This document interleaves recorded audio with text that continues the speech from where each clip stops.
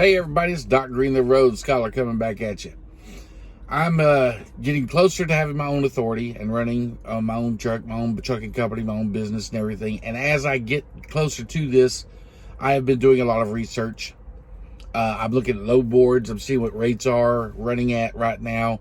I'm watching a lot of different types of programs, like from Freight Waves and everything, discussing the freight industry and the how bad it is right now. And we all know that we're in trucking. We all know it's bad right now.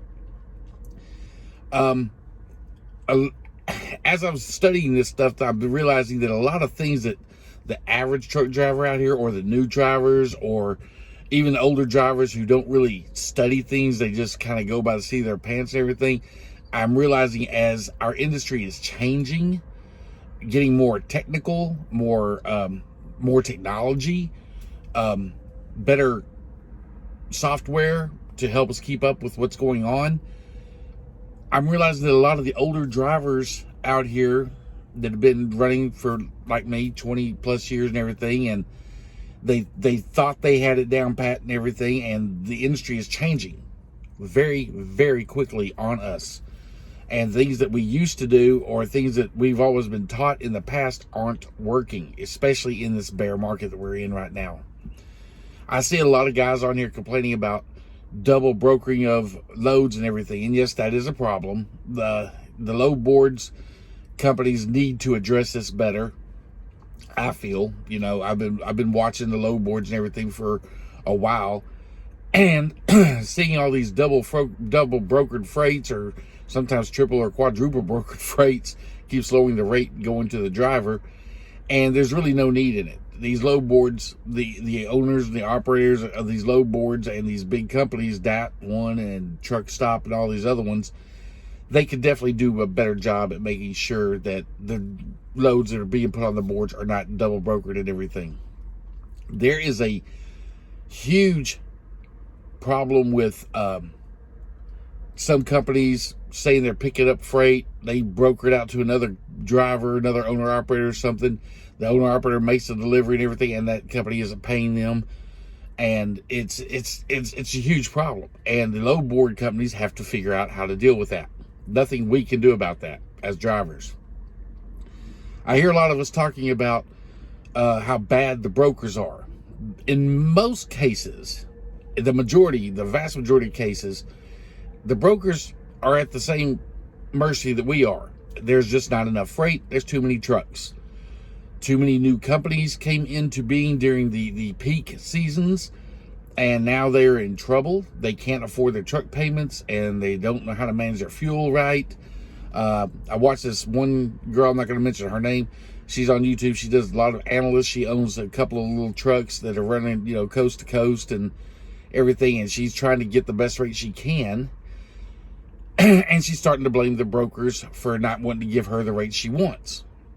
The problem is, to be honest with you, on the spot market, there is no room for the brokers to give much better than what they're offering. That's what they're offering is what they can. They got to make a little bit of money off of it too.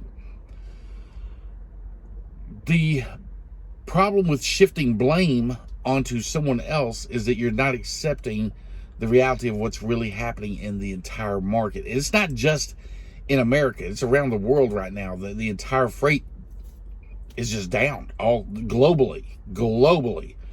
And we always say, well, we were trying to blame it on China. Well, China keeps closing down. We're not getting freight in from China. China's not the only problem. The problem is we have an inflation rate in America that's causing our consumers to buy less expendable products or luxury items. So that's hurting freight. We have an overstock in the warehouses, so they're not ordering freight in. And China, even if they go back up to full capacity, Americans aren't buying. And if Americans aren't buying, the rest of the world suffers right along with us. And that's where we're at this particular point. So how do we as owner-operators, especially, and I'm getting into my own, like I said, I got my own authority coming in, working on a few of the last-minute details, should be fully operational within the next 60 days and be ready to roll. Some of the things that I have been watching on some of these other shows make perfectly good sense. The thing is, if you're going to survive this market, you're going to have to stand out among your competitors. A lot of people go out here, they get their own authority, they get a contract or something, and they think life is grand. And then when that contract is no longer there, or they're asking for too much money, they lose the freight and everything, and they don't understand why. Guys, as I'm watching this, and of course now I'll be the first one to admit I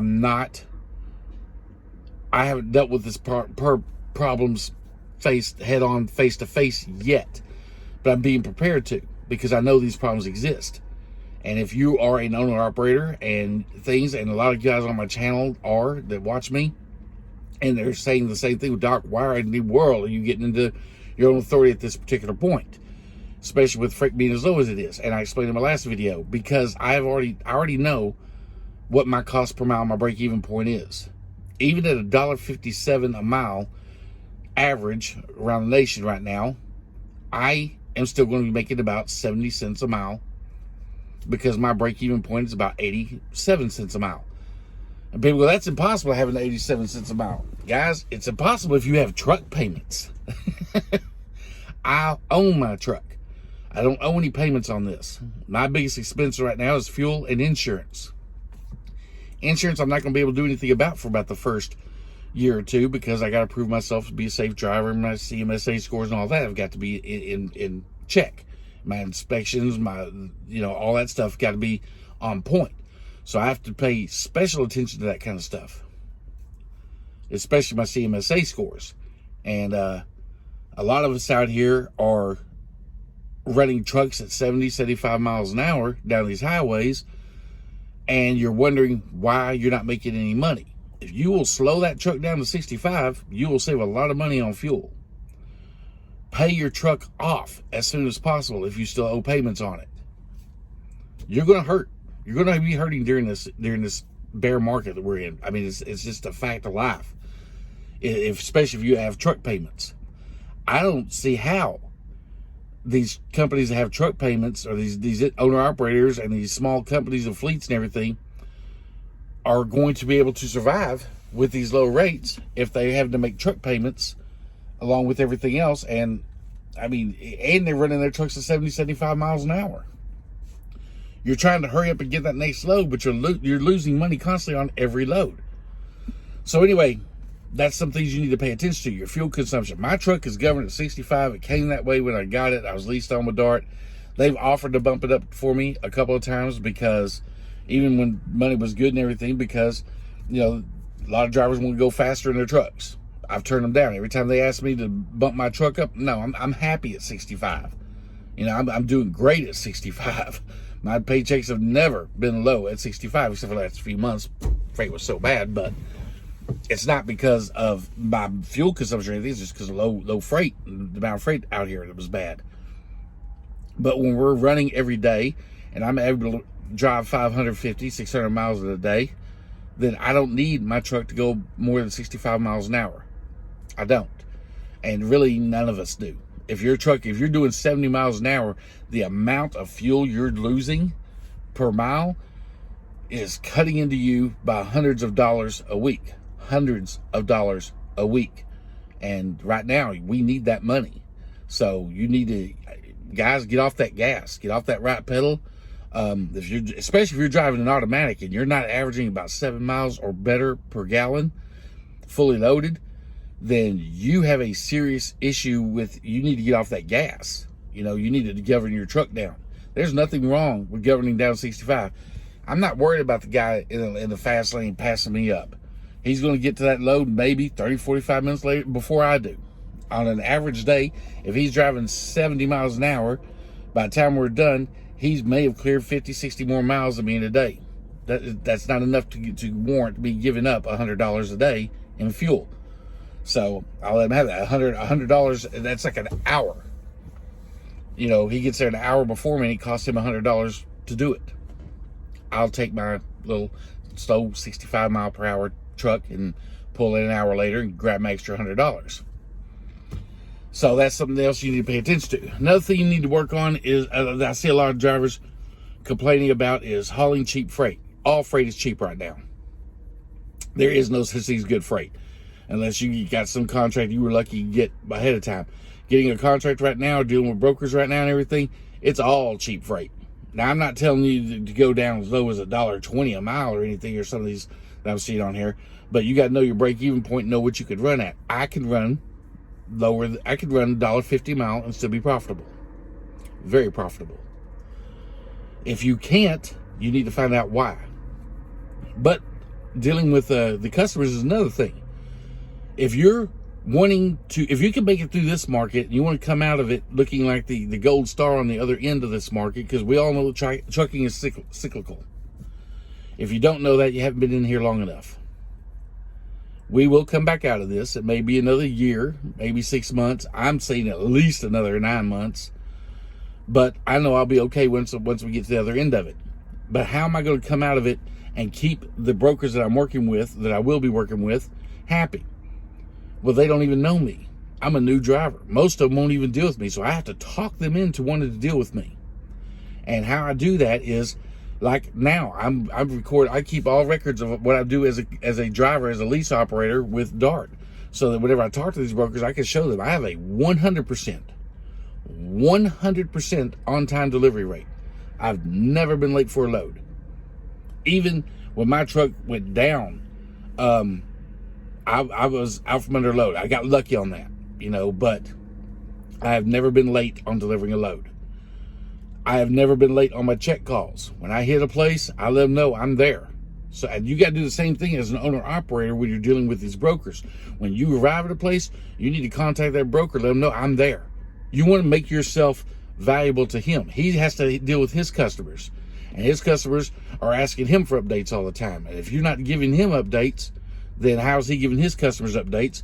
So he's looking at you like, well, man, you did great. You delivered the load on time, but I didn't know about it until after 3 hours after you were done, or the next day, or whenever you gave the paperwork.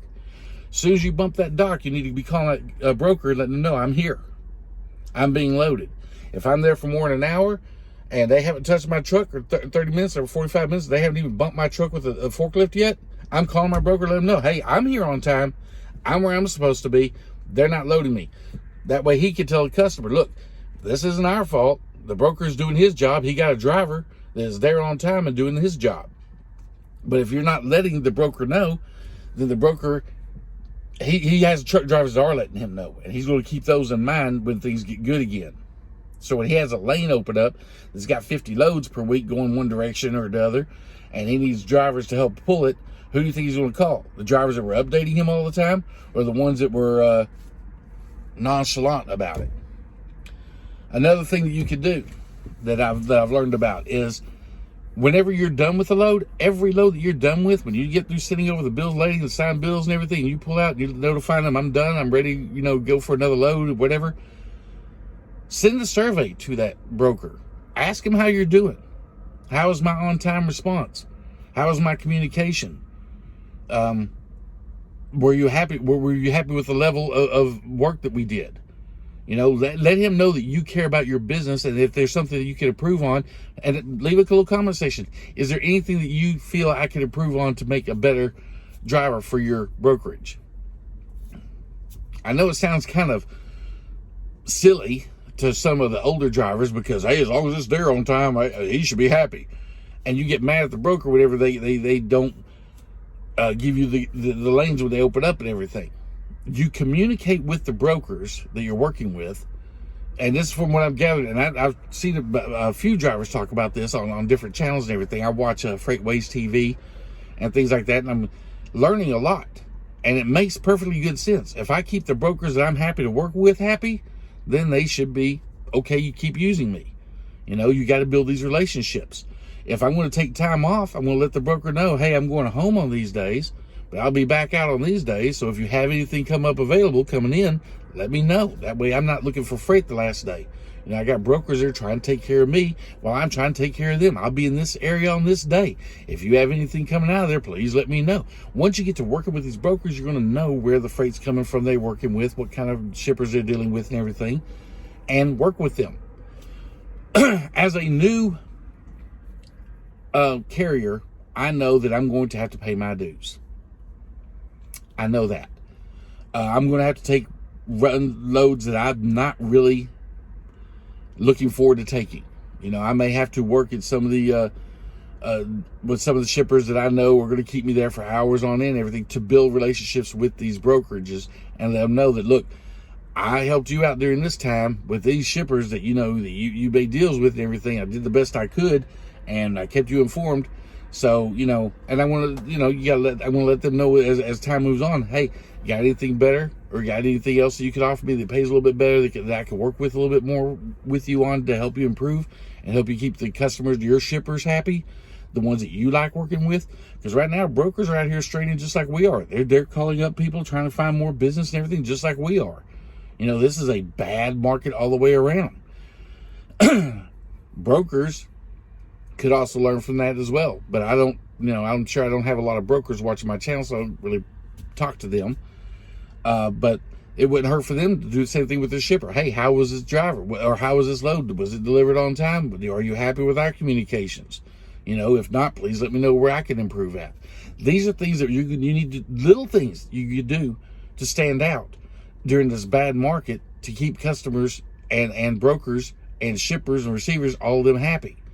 At the same time, making sure you're watching your fuel costs, make sure you're watching your maintenance costs. If you're not putting money away out of every mile that you drive towards the maintenance of your truck, like me, even at the 82-cent break point, 20 cents of that is for future maintenance on my truck in case I need the money later on. That goes to a special account. That's not even my money. That's the company's money, ready to repair the company's truck.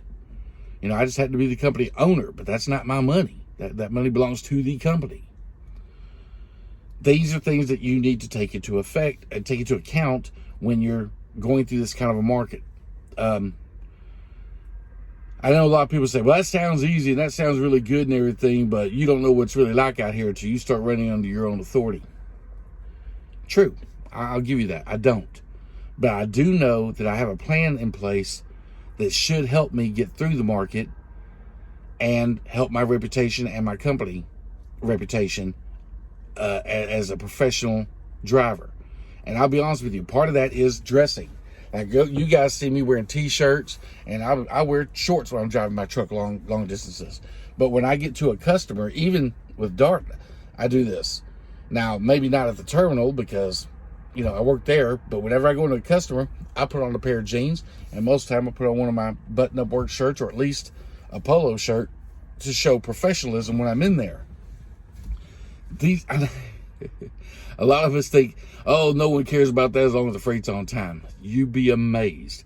When you're in there at one time sitting down, listen sometimes to the way these people are talking about in these shippers and receivers, the way they're talking about the drivers. Oh man, you smell him? Man, God, I wish he would step book. He could have sent his in by a text message. I'd have been happy he smells so bad. Because some drivers out here, man, guys, take better care of yourselves. Jeez. I mean, it's bad. But these are the little things that I think can help us all in this move forward. Even if you're working with a company and everything, like whenever I go into a terminal, like I said, I'll wear, you know, shorts sometimes if I'm just going in, grab some, you know, a drink or something out of there. But if I'm going to go back and talk to the people in the office, I'm putting on a pair of jeans and I'm putting on a decent shirt. I want to look like a professional driver. And then when I do go in there to talk to them, I'm not going in there complaining about how bad the company is or anything, whenever I know it's that way everywhere. The company can't do anything about that. The company doesn't make freight. It just bids on it. And it only bids on it by how well we perform. Dart has, we've had some issues lately where our drivers, and I kind of took offense to this, but I see the company's point of view. We've had drivers that say you're going to be off for a few days, and if you're owner operator or you have a small fleet or something, and you're telling your brokers this pertains to you as well. Your drivers need to be communicating with you when they're coming back to work, and they need to be back to work when they say they're going to be, because you're looking for freight to help them get running again before they're supposed to be back. So when they come in, they say, well, you know, I'm home, I'm going to take another extra day off. Well, that just threw off the whole company. The Dart has had this problem for the last few months where our drivers say they're going to take off 3-4 days, end up taking off 5 or 6 days. And our planners are trying to find freight and everything and cover it and having to give the freight back, which makes us look really bad to the customers and to the brokers that we're dealing with and everything, it makes us look bad because we said we could cover this freight, and because our driver decided he wanted an extra day at home and didn't notify the planner like 2 days ahead of time that he's going to take an extra day, the planner went ahead and booked freight that we're not covering. And as an owner operator, the same thing. If you're dealing with brokers on a daily basis and everything, or all the time, you got a few brokers you like working with, let them know when you're going home and let them know when you're coming back out. After a while, after they get used to you working with you and everything, you prove yourself to them, they will have loads ready for you. And that's part of building a relationship. But if you tell your broker, hey, I'm going home, could you find me something in 3 days, and you call back on the day you're supposed to go to work, you know what, my daughter is graduating high school tomorrow, so I'm going to take another day off. You should have known your daughter, whatever that emergency was, you should have known about that before you took those days off, and not have that broker sitting there looking for you loads and everything, or have your company looking for you loads, and you just basically, because a lot of drivers are just lying, point blank lying. They just want another day off. There's no reason to lie. Just tell the company from the beginning. Look, or you get 1 day off, 2 days off, and you go, you know what, man, I just can't get back on that road right now. Man, my brain is scrambled eggs. Let your company know 2 days ahead of time that, hey, I'm not coming back out when I said I was. I want to take an extra day off. It helps, but that's some things that we can do as drivers to try to work better with our companies. For a while now, for the last few months, I've been doing nothing but really, and I feel bad about it. I've been considering making all these complaints and everything because it's not running the way I was used to for the last couple of years. And after I went home this last time, I got to realizing, you know what? DART's doing the best they can. I go in, I talk to the people at the office, humans. I'm not worried about some manager sitting up there. Our trucking company guys are not sitting behind some big oak conference table and, we're going to see how we can screw our drivers today. They don't do that. Now, the mega carriers might. I don't know about that, but I know our company doesn't. So I went in and I talked to the recruiters. Find out, hey, what's going on? How's recruiting going and everything? Well, we have drivers that only want to go out here and be home every weekend or be home every 2 weeks for 5 days or whatever. Guys, if you don't know what you're getting into, don't get into it. But if you're going to get into a lease purchase program with a company, let me tell you, going home every 2 weeks for 4 or 5 days is not going to work. Being home every weekend, you're not going to make it as a lease purchase driver. A lot of people say, well, I work to live. I don't live to work. Yeah, I work to live too. And I do take off 6-7 days at a time when I go home. But I'm out here for 6 or 7 weeks to do that. You know what I'm saying? But a lot of these drivers that we're hearing it from our recruiters, and I've talked to recruiters at a couple of other companies, the same thing is happening. These new drivers are coming in with 6 months experience, and they want a local run, be home, work 9 to 5, be home on weekends, have holidays off and everything. You're not an over-the-road driver if that's what you're looking for. I'm sorry, that's just point blank a fact. So these are things that you need. If you want to my company, I work pretty well with. I don't have many complaints. I mean, I had some complaints about the freight and everything. Not really my company's fault. Again, DART as a company is a great company to work for. They get you home on time, the best they can. There's been a couple of times where I've had to bobtail over 500, 600, 700 miles to get home because I had to be home and they just couldn't find the freight. I still have to go home, but I told them way in advance, and if they can't get me home, well, I'm going home anyway. And I'm not really worried about, well, man, the amount of money you're wasting on fuel to get home. Yeah, I make enough money I could do that, But it's very rare that DART hadn't gotten me home on time. But other than that, DART has usually got good freight for me, good miles, everything else. And sometimes they send over stuff, and this is for a lot of you to understand. If you're a lease purchase driver, you do not have to accept loads that they send to you. And the planners are just sending out loads trying to get them covered, just trying to keep the drivers running. But if it's not profitable to me, I'm not taking it. For instance, this load I took this time, I failed to look that the delivery time is for tonight. I was here yesterday. It was a 700-something mile trip. I made it a day and a half. I got stuck almost all day yesterday, all day today. And be honest with you, I'm probably going to go deliver this about 4 in the morning. 5 in the morning. I got until noon to deliver it, But I'm going to go ahead and reset my 34-hour clock. That's how long I've been off. But that was my fault because I did not look close enough. I just took the load. Oh, yeah, 754 miles going here. I assumed it was a drop-in hook, and I was wrong. I didn't. That's my own fault. I can't get mad at Dart about that.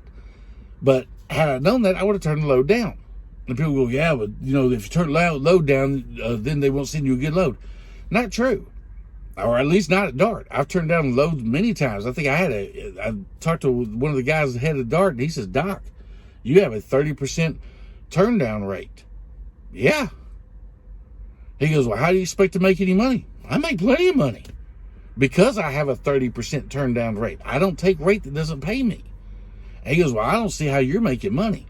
Well, you're not looking at my bank account because I'm making plenty. Go back and look at my records for the last couple of years. I make plenty of money, you know, because I know to turn down certain freight. And I'm not going to take freight that isn't paying me. A lot of you guys think, well, that means they're going to start offering, you don't help them out with that, then they're going to give you bad loads from now on. No, they won't. Because they want to make money per mile that you're driving too. Now, if you want to go ahead and take those bad loads, they make money, you're not. So they're happy with it. But what's the point? Because you're going to get frustrated, you're going to quit, you're going to get mad, you're going to be yelling about how bad Dart treats you and everything. Just turn down the load. Wait. You know, what's the point of driving if you're not going to make any money? And some guys I've seen take loads where they're losing money on the loads. I'm not doing that. I stayed one time parked somewhere where there were no loads coming out for 24 hours, and they said they still didn't have anything. Okay, fine. I'm bobtailing back up somewhere else. You can't do that. Sure I can. I'm a lease purchase driver. As long as I'm legal, I can do it. And I did. I bobtailed like 500 something miles back up into Ohio where I knew we had freight coming out of. Next day, got a great load. It was worth it to me, you know, especially since they told me I was going to be stuck down for at least another 24, 36 hours down where I was at. I'd already been stuck there 24 hours already. I'm not waiting 2 or 3 days in a bad area. I will bobtail my butt back out of there and go find another area where I'm running at. They may not like it, but that's what I'm doing because I have to make money. And in the end, they don't really, I mean, it ends up being better for them because they're going to make more money off the next load I pick up anyway, and wouldn't let us get off their back, you know? So that's things that you need to do. You need to pay attention to what you're making and everything. Keeping good communications with your fleet manager and everything. I got guys out here I see all the time. My fleet manager sucks. My fleet manager sucks. I've worked for 4 different fleet managers at Dart. None of them have been bad. None of them.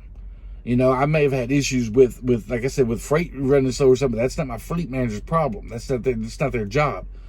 I may have problems working on the weekends, but you know, most companies do because there's just less freight moving on the weekends. So the planners can't really get what they want to. So, but I got relationships built up with all my fleet managers where I told them, look, I will work with you Monday through Friday. If you want me to work on the weekend, then you need to plan me out something, get me something from the planners for the weekend by Friday. That way I know what I'm doing. But if I start heading into the weekend and the loads are no good, I'm not running. I'll go to the movies, I'll go to the gym, whatever. But I'm not going to sit here and run to make the company money if I'm not making any money. Just point blank the way I see it. Anyway, guys, I hope these little tips have helped. Some of you owner operators out here might consider start sending in little surveys. You know, it just looks good. It shows a professionalism. It says, look, I'm willing to help you. If I'm not doing something right, tell me how, or I could correct it, or what I could do better to help you serve your customers better. Because as long as you're serving your customers better, you'll get better freight to offer me. Keep those little tips in mind. I'm going to come back with other videos the closer I get. Right now, I'm still running with Dart, and I'm doing okay. Took this load, bad load, my fault. Didn't read it all the way. Shouldn't have took it. My bad, not Dart's. You guys have a good one, and if you have any questions, comments, or anything, please leave them below, and I'll see you. Oh, hit subscribe. Talk to you guys later. Bye.